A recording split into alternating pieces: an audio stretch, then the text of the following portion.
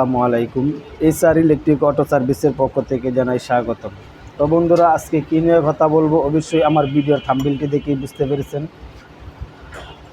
তো আজকে যে বিষয়টি নিয়ে কথা বলবো এটি হচ্ছে ব্র্যান্ড রিক্সার 48 ভোল্ট একটি চার্জার। তো এই চার্জারটির কী সমস্যা হয়েছে অবশ্যই আপনাদের সামনে আমি দেখাবো। এই চার্জারটি আজকে কি সমস্যা হয়েছে আর কেনই বা আমার কাছে ড্রাইভার বা নিয়ে এসেছে এই বিষয়টি আপনাদের মাঝে তুলে ধরব। তো বন্ধুরা, এই চার্জারটির সমস্যা হচ্ছে, আমরা জানি যে আমরা যখন এই এসি কর্ডটি কারেন্টের লগে সংযোগ করি তখন আমার এই চার্জারটিতে একটি লাইন আসে, আর যখন আমরা এই আউটপুট কর্ডটি আমরা ব্যাটারির সঙ্গে সংযোগ দিই তখন আমার ব্যাটারিগুলি চার্জ হয়। আর এখন এটার ক্ষেত্রে হয়েছে গিয়া, আমরা যখন এসি কর্ডটি কারেন্টে দিতেছি তখন অটোমেটিক আমার চার্জ দিতেছে, অর্থাৎ ডাইরেক্টলি আমার চার্জ দিতেছে, আমার ব্যাটারি ছাড়াও আমার এটা চার্জ আউটপুট করতেছে। তো এটা কি সমস্যা, অবশ্যই আমার এই ভিডিওটি আপনারা যদি স্কিপ না করে মনোযোগ সহকারে দেখেন তাহলে আপনিও এরকম একটি চার্জার ঠিক করতে পারবেন। তো যদি আমি এই চার্জারটিতে আপনাদেরকে একটু লাইন দিয়ে দেখাই তাহলে আপনারা ভালোভাবেই বুঝতে পারবেন। দেখুন, আমার হাতে যে এসি কর্ডটি আছে, এসি কর্ডটি আমি এই সিরিজের সংযোগ দিতেছি। আমি এই যে সিরিজের সংযোগ দিয়ে দিলাম। দেখুন, আমি যখন সিরিজের সংযোগ দেওয়ার সাথে সাথে আমার আউটপুট দিতেছে, অর্থাৎ লাল বাতি এবং নীল বাতি দুটোটাই টিপ টিপ করে দিতেছে, আর লাল বাতিটি আমার জ্বলতেছে। আর আমার দেখুন এখানে যে একটা কুলিং ফ্যান আছে, কুলিং ফ্যানটি কিন্তু আপনারা সবাই জানেন, আমরা যখন ব্যাটারিতে সঙ্গে এই আউটপুট কর্ডটি লাগিয়ে দিই তারপর আমার ব্যাটারিতে চার্জ হয় এবং কি আমার এই কুলিং ফ্যানটি চলে। আর এখন দেখেন আমার সামনে কিন্তু আমার হাতে কোনো ব্যাটারি নেই, আর আমি এটি কিন্তু ব্যাটারিতে লাগাইনি, আমার ব্যাটারি ছাড়াই কিন্তু এখন আমার চার্জারটি চার্জ দিতেছে। তো এই সমস্যায় যদি আপনারা পড়েন তাহলে কিভাবে সমাধান করবেন অবশ্যই আমার ভিডিওটি সম্পূর্ণ দেখুন, আপনারা সমাধান করতে পারবেন। তো দেখুন বন্ধুরা, আমি এখান থেকে আমার যে এসি কর্ডটি আমি খুলে নিলাম। খুলে নেওয়ার পর আমরা একটু সার্কিটটিকে ঘুরিয়ে নিব। তো আমি সার্কিটটি ঘোরানোর পর আমরা একটু সার্কিটটি ভালোভাবে খেয়াল করব যে আমার কোনোখানে কোনো লাইন ছুটে ফেটে আছে কিনা। তো যদি আমি একটু দেখি তাহলে দেখুন আমি দেখতে পারতেছি আমার এখানে কোনো লাইন ছুটে নাই বা ফাটে নাই। তো আমি এখানে আমার এই সাইডটা আমি ভালোভাবে দেখে নিলাম, আমার লাইন কোনোখান থেকে ছুটে নাই বা ফাটে নাই। তো আমি ভালোভাবেই দেখে নিলাম এখানে কিন্তু আমার কোনো লাইন ডিসকানেক্ট হয় নাই, অর্থাৎ লাইনগুলি ফায়ারিং করে ফেটে যায় নাই। তাহলে আমার কি করণীয়? তো আমরা একটু, যেহেতু আমার এসি সেকশনটা ঠিক আছে, যদি আমার এসি সেকশন ঠিক না থাকতো, পাওয়ার সেকশনটা যদি আমার ঠিক না থাকতো তাহলে কিন্তু আমার এই ডিসিতে লাইন প্রবেশ করতো না। যেহেতু আমার ডিসিতে লাইন প্রবেশ করতেছে এবং কি চার্জও আউটপুট দিতেছে, তাহলে আমার সমস্যাটি হচ্ছে গিয়ে ডিসি সাইডে, এসি সাইডে আমার কোনো সমস্যা নেই।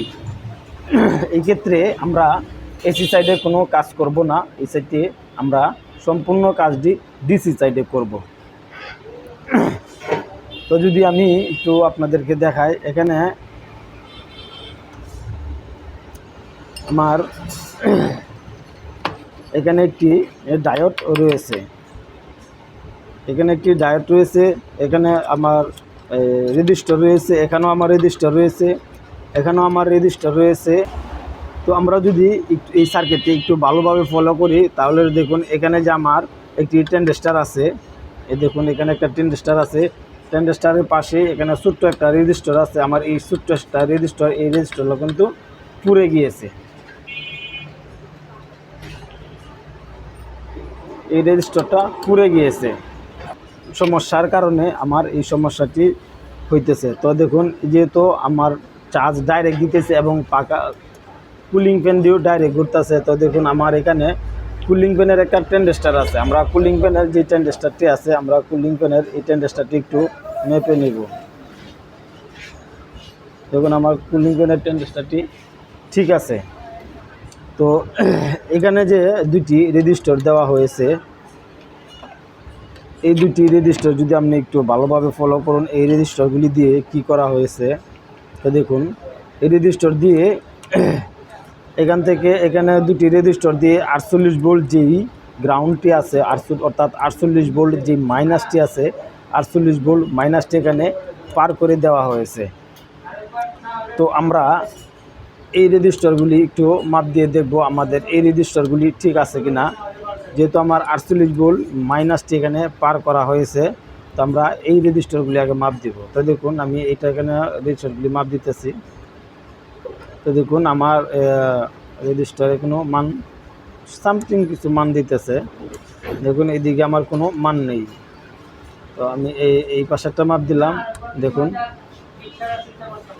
দেখুন দেখুন রেজিস্টার এক সাইডে মান দিতেছে আর এক সাইডে মান দিতেছে না। এখানে যদি আপনারা ভালোভাবে একটু ফলো করেন, তো দেখুন, এই রেজিস্টারের যে গায়ের যে কালার কোডগুলি আছে, এই কালার কোডগুলি কিন্তু পুড়ে গিয়েছে। এই যে কালার কোডগুলি পুড়ে গিয়েছে, এখানে কোনটা কত কালার ছিল তাও সঠিকভাবে আমরা দেখতে পারতেছি না বা বুঝতে পারতেছি। তো বন্ধুরা, দেখুন, আমি এই রেজিস্টারগুলি খুলে নিতেছি।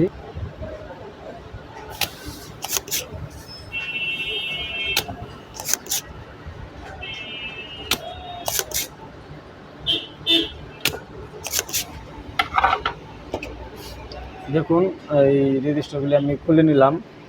খুলে নেওয়ার পর দেখুন, এখানে কোনো কালার আমি বুঝতে পারতেছি না, কালার বোঝা যাইতেছে না। তো যেহেতু এগুলি বোঝা যাইতেছে না, এটা আমার দেখার দরকার নাই। আমরা একটু কি করব, আমরা একটু সার্কিটটিকে ঘুরিয়ে আমরা এখানে যে রেজিস্টারটি ছিল, এখানে দেখুন রেজিস্টারের একটা সিরিয়াল দেওয়া আছে। এখানে দেখুন আমার উপরে যে রেজিস্টারটা, তো এখানে দেখুন উপরে একটা রেজিস্টার দেওয়া আছে।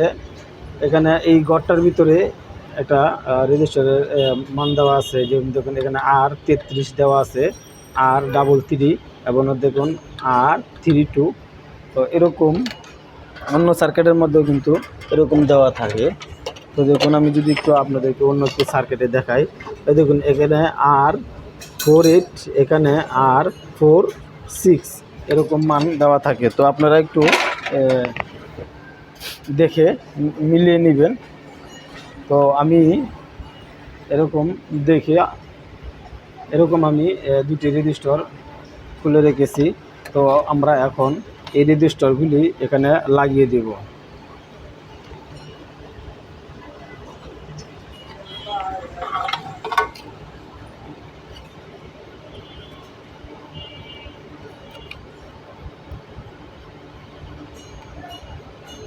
দেখুন, আমি একটি রেজিস্টার লাগিয়ে নিলাম, আরও একটি রেজিস্টার লাগিয়ে নিব।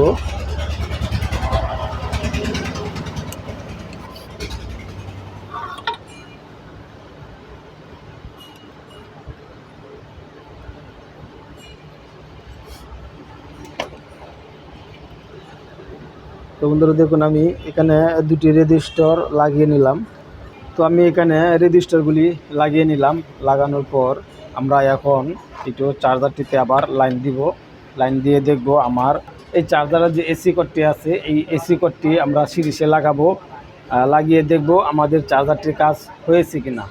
তো আশা করি আমার চার্জারটির কাজ হয়ে যাবে, যেহেতু আমরা রেজিস্টারগুলি সমস্যা পেয়েছিলাম। তো এখন আমি এই এসি কর্ডটি সিরিজে লাগিয়ে নিতেছি। তো দেখুন, আমি এসি কর্ডটি সিরিজে লাগিয়ে নিলাম। তো সিরিজে লাগানোর সাথে সাথে আমার এই বাতিটি কিন্তু সবুজ হয়ে এসেছে। তার আগে যেহেতু আপনাদেরকে আমি দেখিয়েছি যে আমার সিরিজে দিলে এই চার্জারটি ডাইরেক্ট হয়ে যেত, অর্থাৎ ডাইরেক্টলি চার্জ দিত। এখন কিন্তু আর ডাইরেক্টলি দিতেছে না। তো তো আপনারাও যদি এরকম সমস্যায় পড়ে থাকেন অবশ্যই ভালোভাবে দেখবেন এবং চেক দিবেন। তো দেখুন আমি যদি একটু অন্ধকার করে দিই, তো দেখুন আমার সবুজ বাতিটি কিন্তু সুন্দরভাবে জ্বলে গিয়েছে। তো আমার এই কাজটি দেখে বা আমার এই ভিডিওটি দেখে যদি আপনাদের একটু ভালো লেগে থাকে অবশ্যই আমার চ্যানেলটিকে সাবস্ক্রাইব করে দিবেন আর পাশে থাকা বেল আইকনটি বাজিয়ে দিবেন। লাইক শেয়ার কমেন্ট করতে ভুলবেন না। এই ছিল আজকের ভিডিও। সবাই ভালো থাকবেন, সুস্থ থাকবেন। আসসালামু আলাইকুম।